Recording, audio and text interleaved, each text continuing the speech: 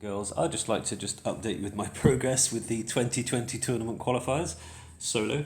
As you can see, I've played a bunch of games and it's a bit of a mixed bag of results there. The green ones are my team deathmatch games, and I'm afraid, I think I lost one team deathmatch game, but most of the red there, those 3 games, that's domination.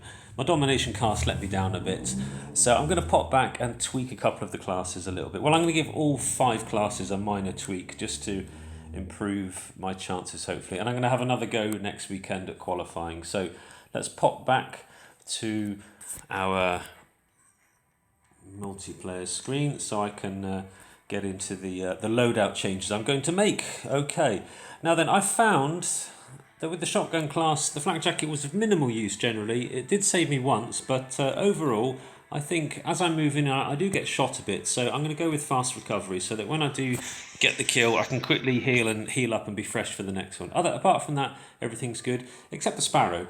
I'm going to have a go with the Purifier, because I'm running around up close. I've got the cold-blooded perk on, so the Scorestreaks aren't AI Scorestreaks aren't affecting me, so I can stay out in the open a bit. So I'm going to go with all short range with the Purifier on that, because that's pretty fast as well, so that matches up with the shotgun nicely, I think.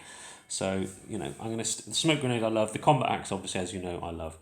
Now then, I didn't feel I was getting much benefit from the rifle with agile, because with my style of play I tend to aim up a bit early, but I was getting some hits.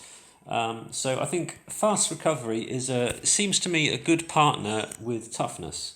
For silent movement I love, and also again I'm going to go with I see a lot of people using the death machine, so I'm going to have a go on that, because a bit of extra firepower basically.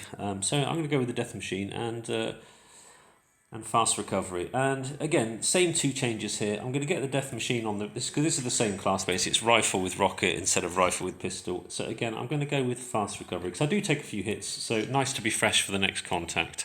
So there we go. So fast recovery and death machine there. Still with the axe, of course, because I love it. Right, now, my domination class. Yes, there were a few times in my domination games where I really felt I would have benefited from a frag grenade.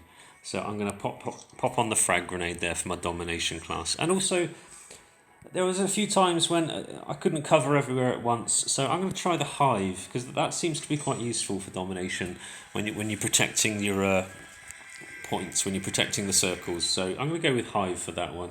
And now the search and destroy class I'm quite happy with. However, I think the hive would also be quite useful on search and destroy, because you're protecting or gaining an objective, so that could be useful as well.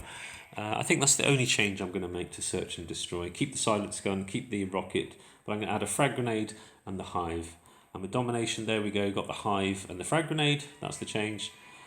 Fast recovery and death machine, fast recovery, death machine, and with the shotgun, I'm going to put on fast recovery and the Purifier. So that's that. And I'll quickly mention my score streaks, as I haven't mentioned them before. I like to use quite simple, quick, cheap, nasty and reusable ones. The Molotov you get quite often. I find that very useful for defending an area, or just locating the enemy, or it lets them know when they're coming. And also it allows you to kill enemies very quickly, as I'm sure you probably know.